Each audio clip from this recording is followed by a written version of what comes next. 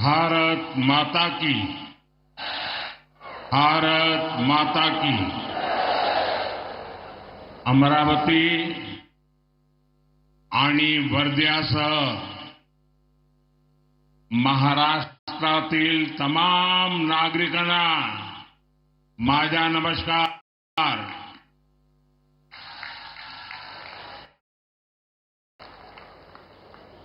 2 दिन पहले ही हम सबने विश्वकर्मा पूजा का उत्सव मनाया है और आज वर्धा की पवित्र धरती पर हम पीएम विश्वकर्मा योजना की सफलता का उत्सव मना रहे हैं। आज ये दिन इसलिए भी खास है क्योंकि 1932 में आज ही के दिन महात्मा गांधी जी ने अस्पृश्यता के खिलाफ अभियान शुरू किया था। ऐसे में विश्वकर्मा योजना के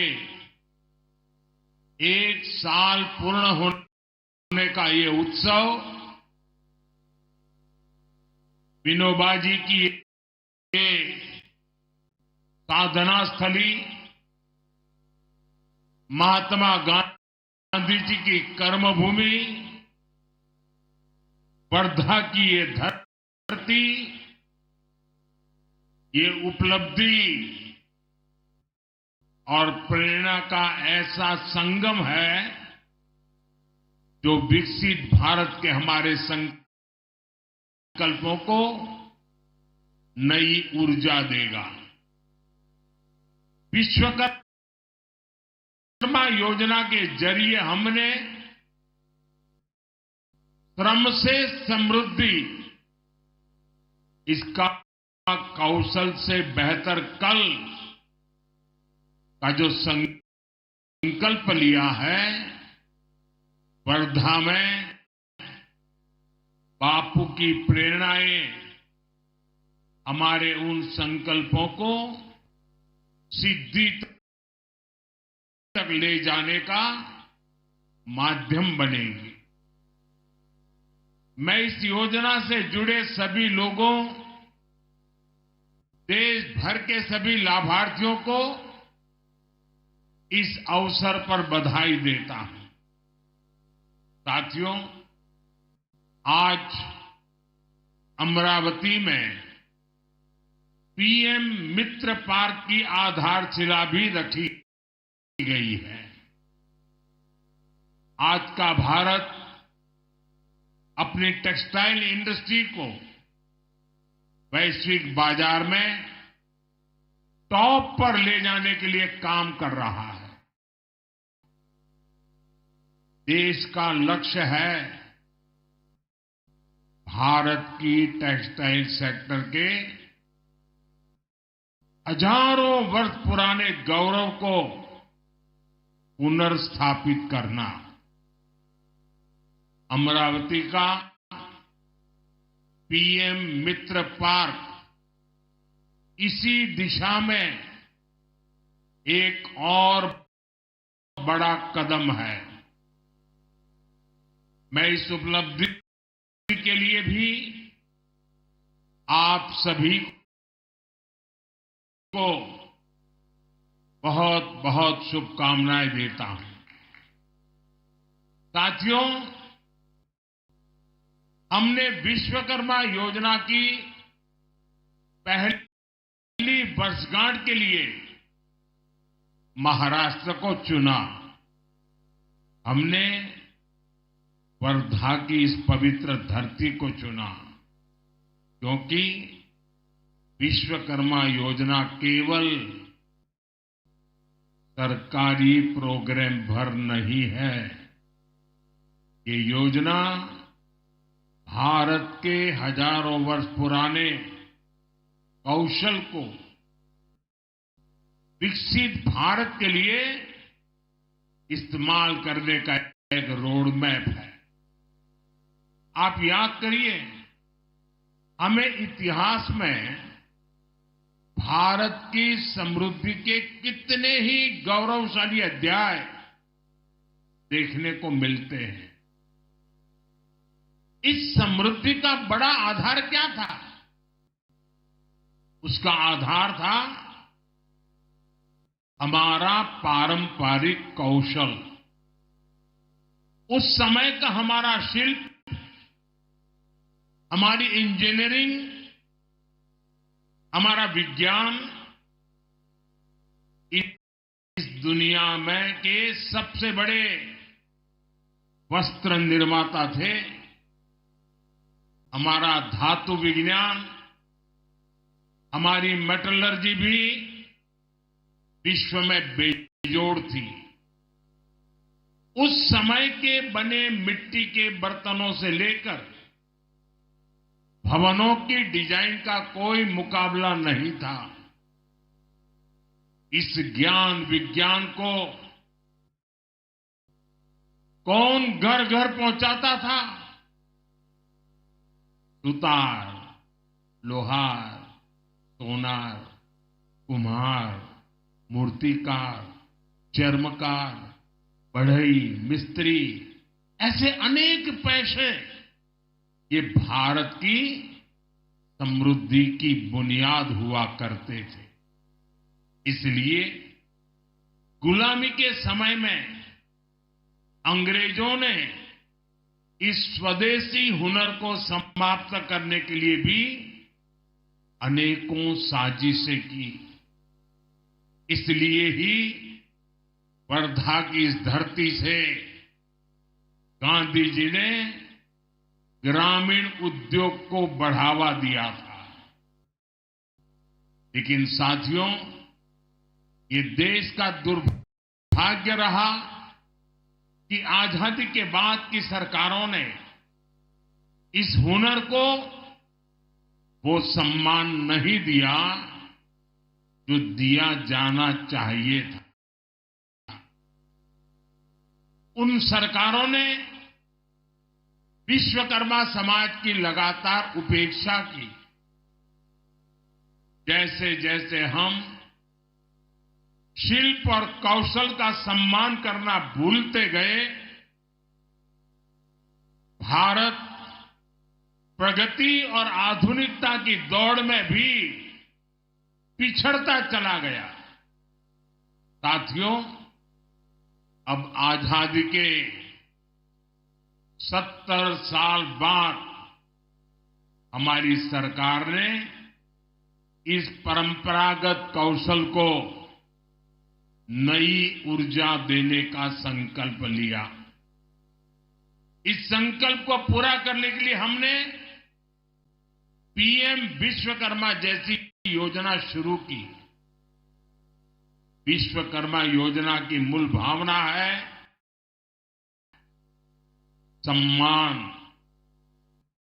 सामर्थ्य और समृद्धि, यानी पारंपरिक हुनर का सम्मान, कारीगरों का सशक्तिकरण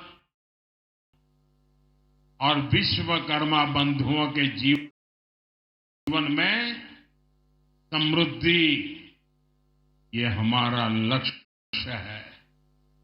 और साथियों, विश्वकर्मा योजना की एक और विशेषता है, जिस स्केल पर, जिस बड़े पैमाने पर इस योजना के लिए अलग अलग विभाग एकजुट हुए हैं, ये भी अभूतपूर्व है। देश के 700 से ज्यादा जिले, देश की 2.5 लाख से ज्यादा ग्राम पंचायत, देश के 5,000 शहरी स्थानीय निकाय, ये सब मिलकर इस अभियान को गति दे रहे हैं।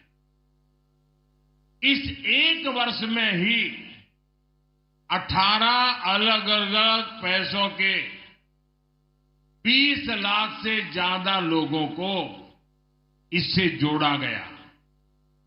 सिर्फ साल भर में ही 8 लाख से ज्यादा शिल्पकारों और कारीगरों को स्किल ट्रेनिंग, स्किल अपग्रेडेशन मिल चुकी है। अकेले महाराष्ट्र में ही 60,000 से ज्यादा लोगों को ट्रेनिंग मिली है। इसमें कारीगरों को मॉडर्न मशीनरी और डिजिटल टूल्स जैसी नई टेक्नोलॉजी भी सिखाई जा रही है। अब तक 6.5 लाख से ज्यादा विश्वकर्मा बंधुओं को आधुनिक उपकरण भी उपलब्ध कराए गए हैं। इससे उनके उत्पादों की क्वालिटी बेहतर हुई है, उनकी उत्पादकता बढ़ी है। इतना ही नहीं, हर लाभार्थी को 15,000 रुपये का ई-वाउचर दिया जा रहा है। अपने व्यवसाय को आगे बढ़ाने के लिए बिना गारंटी के 3 लाख रुपये तक लोन भी मिल रहा है। मुझे खुशी है कि 1 साल के भीतर भीतर विश्वकर्मा भाई बहनों को 1400 करोड़ रुपए का लोन दिया गया है। यानी विश्वकर्मा योजना हर पहलू का ध्यान रख रही है। तभी तो ये इतनी सफल है, तभी तो ये लोकप्रिय हो रही है। और अभी हमारे जीतन राम मांझी जी प्रदर्शनी का वर्णन कर रहे थे। मैं प्रदर्शनी देखने गया था। मैं देख रहा था कितना अद्भुत काम परंपरागत रूप से हमारे यहां लोग करते हैं।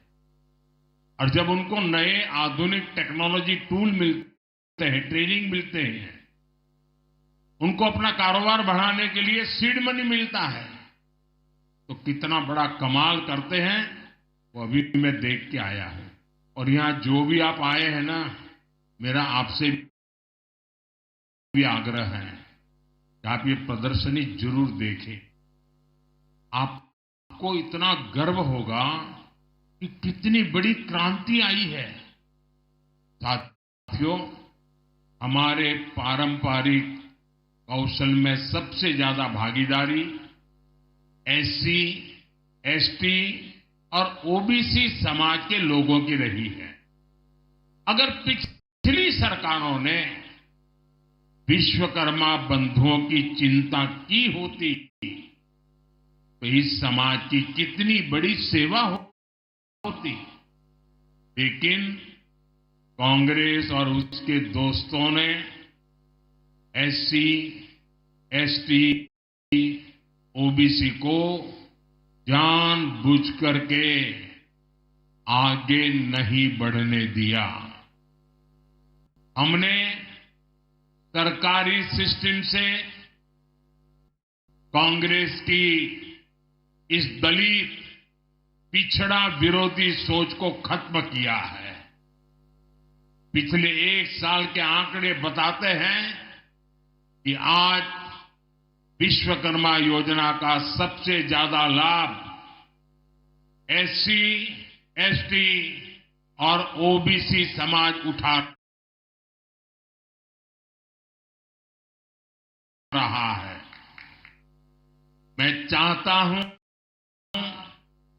विश्वकर्मा समाज इन पारंपरिक कार्यों में लगे लोग केवल कारीगर बनकर न रह जाए, बल्कि मैं चाहता हूं वे कारीगर से ज्यादा वो उद्यमी बने, व्यवसायी बने। इसके लिए हमने विश्वकर्मा भाई बहनों के काम को एमएसएमई का दर्जा दिया है। वन डिस्ट्रिक्ट वन प्रोडक्ट और एकता मॉल जैसे प्रयासों के जरिए पारंपरिक उत्पादों की मार्केटिंग की जा रही है। हमारा लक्ष्य है कि ये लोग अपने बिजनेस को आगे बढ़ाएं। ये लोग बड़ी बड़ी कंपनियों की सप्लाई चेन का हिस्सा बने। इसलिए ओएनडीसी और जीईएम जैसे माध्यमों से शिल्पकारों, कारीगरों और छोटे कारोबारियों को अपना बिजनेस बढ़ाने में मदद का रास्ता बन रहा है।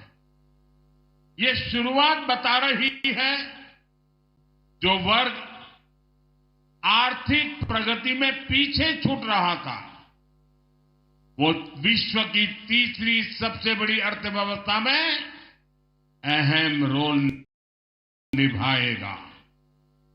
सरकार का जो स्किल इंडिया मिशन है, वो भी इसे सशक्त कर रहा है। कौशल विकास अभियान के तहत भी देश के करोड़ों नौजवानों की आज की जरूरतों के हिसाब से स्किल ट्रेनिंग हुई है।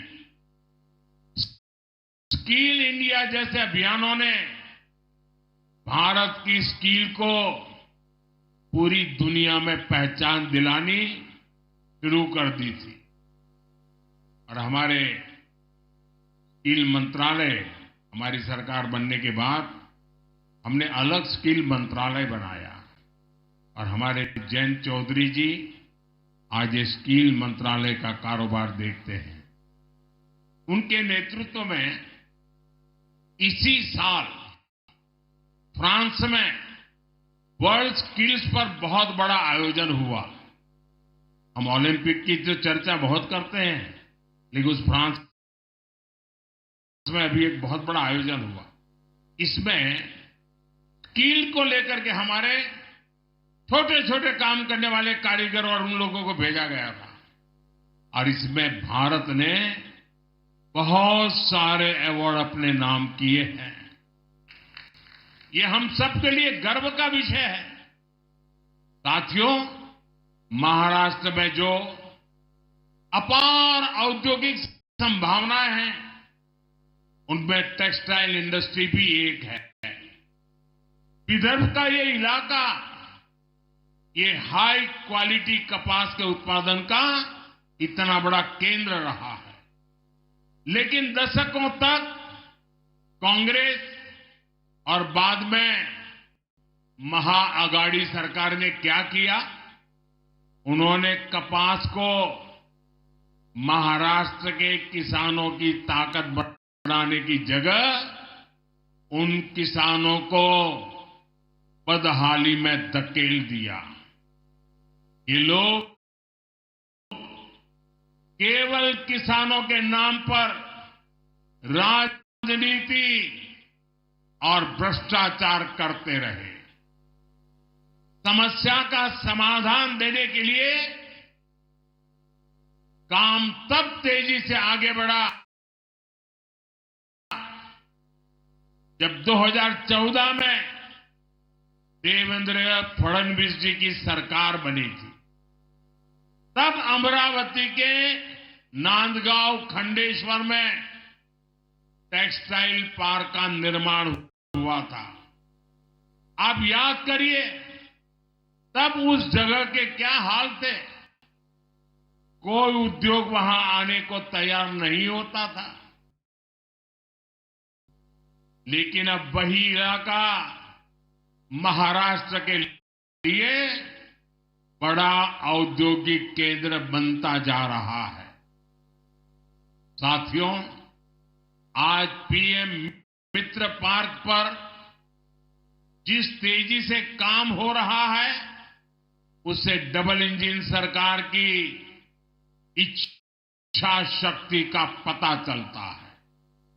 हम देश भर में ऐसे ही 7 पीएम मित्र पार्क स्थापित कर रहे हैं।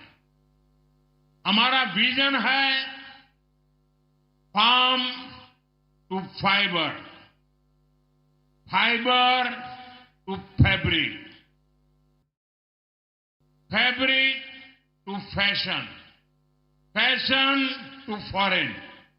यानी विदर्भ के कपास से यही हाई क्वालिटी फैब्रिक बनेगा और यहीं पर फैब्रिक से फैशन के मुताबिक कपड़े तैयार किए जाएंगे। ये फैशन विदेशों तक एक्सपोर्ट होगा।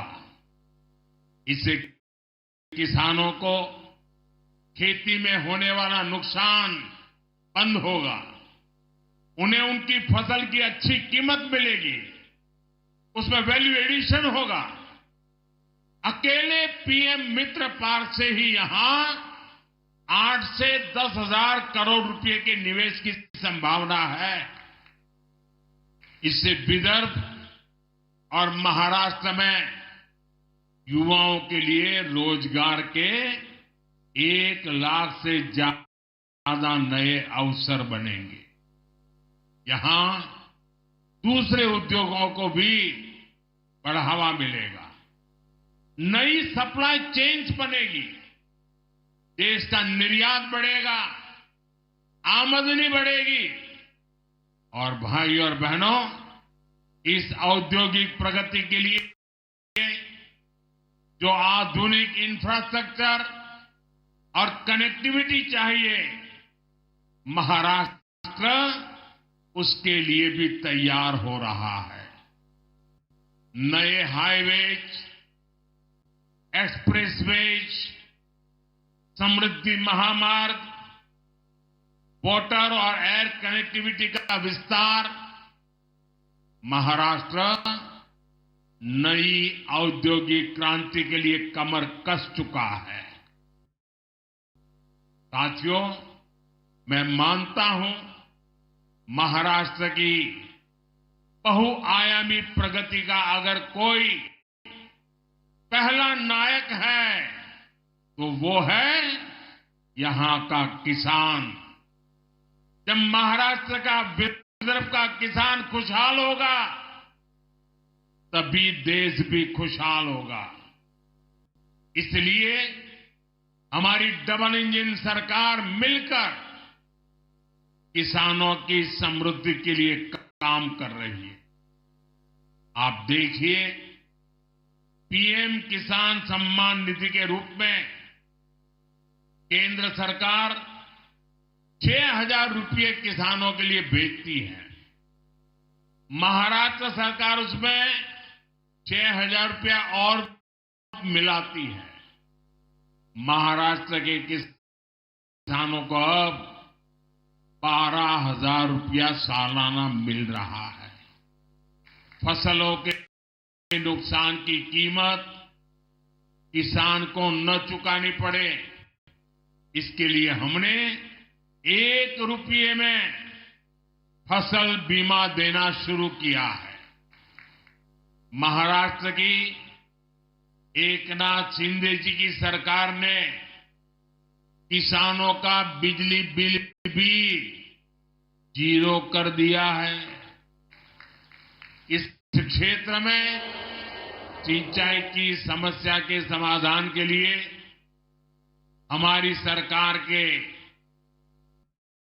समय से ही कई प्रयास शुरू हुए थे, लेकिन बीच में ऐसी सरकार आ गई जिसने सारे कामों पर ब्रेक लगा दिया। इस सरकार ने फिर से सिंचाई से जुड़े प्रोजेक्ट्स को गति दी है। इस क्षेत्र में करीब 85,000 करोड़ रुपए की लागत से वैनगंगा नलगंगा नदियों को जोड़ने की परियोजना को हाल ही में मंजूरी दी गई है। इससे नागपुर, वर्धा, अमरावती, यवतमाल, अकोला, बुल्डाना इन 6 जिलों में 10 लाख एकड़ जमीन पर सिंचाई की सुविधा मिलेगी। साथियों, हमारे महाराष्ट्र के किसानों की जो मांगे थी उन्हें भी हमारी सरकार पूरा कर रही है। प्याज पर एक्सपोर्ट टैक्स 40% से घटाकर 20% कर दिया गया है। खाद्य तेलों का जो आयात होता है उस पर हमने 20% टैक्स लगा दिया है। रिफाइंड सोयाबीन, सूर्यमुखी और पाम ऑयल पर कस्टम ड्यूटी को 12.5% से बढ़ाकर 32.5% कर दिया है। इसका बहुत फायदा हमारे सोयाबीन उगाने वाले किसानों को होगा। जल्द ही इन सब प्रयासों के परिणाम भी हमें देखने को मिलेंगे, लेकिन इसके लिए हमें एक सावधानी भी बरतनी होगी। जिस कांग्रेस पार्टी और उसके दोस्तों ने किसानों को इस हालत में पहुंचाया, बर्बाद किया, हमें उन्हें फिर मौका नहीं देना है। क्योंकि कांग्रेस का एक ही मतलब है झूठ, धोखा और बेईमानी। इन्होंने तेलंगाना में चुनाव के समय किसानों से लोन माफी जैसे बड़े बड़े वादे किए, लेकिन जब इनकी सरकार बनी तो किसान लोन माफी के लिए भटक रहे हैं। कोई उनकी सुनने वाला नहीं है। महाराष्ट्र में हमें इनकी धोखेबाजी से बचकर रहना है। साथियों, आज जो कांग्रेस हम देख रहे हैं ये वो कांग्रेस नहीं है जिससे कभी महात्मा गांधी जी जैसे महापुरुष जुड़े थे। आज की कांग्रेस में देशभक्ति की आत्मा दम तोड़ चुकी है।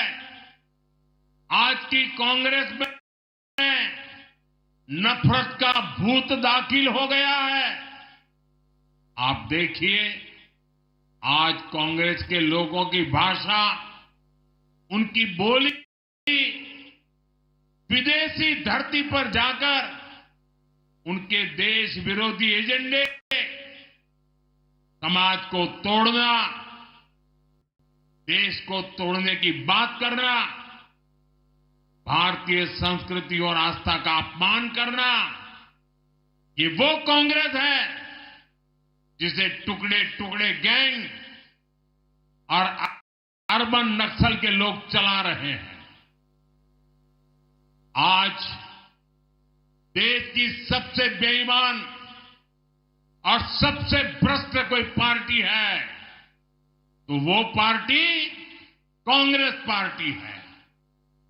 देश का सबसे भ्रष्ट परिवार कोई है तो वो कांग्रेस का शाही परिवार है।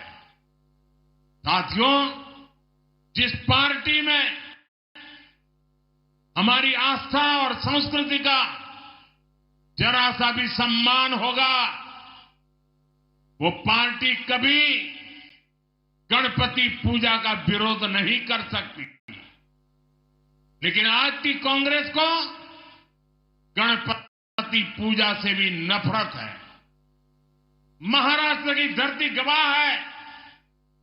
आजादी की लड़ाई में लोकमान्य तिलक के नेतृत्व में गणपति उत्सव भारत की एकता का उत्सव बन गया था। गणेश उत्सव में हर समाज, हर वर्ग के लोग एक साथ जुड़ते थे। इसलिए कांग्रेस पार्टी को गणपति पूजा से भी चीड़ है। मैं गणेश पूजन कार्यक्रम में चला गया तो कांग्रेस का तुष्टीकरण का भूत जाग उठा। कांग्रेस गणपति पूजा का विरोध करने लगी। तुष्टीकरण के लिए कांग्रेस कुछ भी कर रही है। आपने देखा है कर्नाटका में तो कांग्रेस सरकार ने गणपति बप्पा को ही सलाखों के पीछे डाल दिया। गणपति की जिस मूर्ति की लोग पूजा कर रहे थे उसे पुलिस वैन में कैद करवा दिया। महाराष्ट्र गणपतीची आराधना करीत होता आणि कर्नाटकात गणपतीची मूर्ती पोलीस वॅन मध्ये होती। साथियों, पूरा देश गणपति के इस अपमान को देखकर आक्रोशित है। मैं हैरान हूं, इस पर कांग्रेस के सहयोगियों के मुंह पर भी ताला लग गया है। उन पर भी कांग्रेस की संगत का ऐसा रंग चढ़ा है कि गणपति के अपमान का भी विरोध करने की उनमें हिम्मत नहीं बची है। भाई और बहनों, हमें एकजुट होकर कांग्रेस के इन पापों का जवाब देना है। हमें परंपरा और प्रगति के साथ खड़ा होना है। हमें सम्मान और विकास के एजेंडे के साथ खड़ा होना है। हम साथ मिलकर महाराष्ट्र की अस्मिता को बचाएंगे। हम सब साथ मिलकर महाराष्ट्र का गौरव और बढ़ाएंगे। हम महाराष्ट्र के सपनों को पूरा करेंगे। इसी भाव के साथ इतनी बड़ी तादाद में आकर के इस महत्वपूर्ण योजनाओं को आपने जो उसकी ताकत को समझा है, इन योजनाओं का विदर्भ के जीवन पर, हिंदुस्तान के सामान्य व्यक्ति के जीवन पर कैसा प्रभाव होना है, ये आपकी विधानसभा के कारण मैं इसे महसूस कर रहा हूं। मैं एक बार फिर सभी विश्वकर्मा साथियों को, विदर्भ के और महाराष्ट्र के सभी मेरे भाई बहनों को बहुत बहुत बधाई देता हूं। मेरे साथ बोलिए भारत माता की। दोनों हाथ ऊपर करके पूरी ताकत से भारत माता की, भारत माता की। बहुत बहुत धन्यवाद।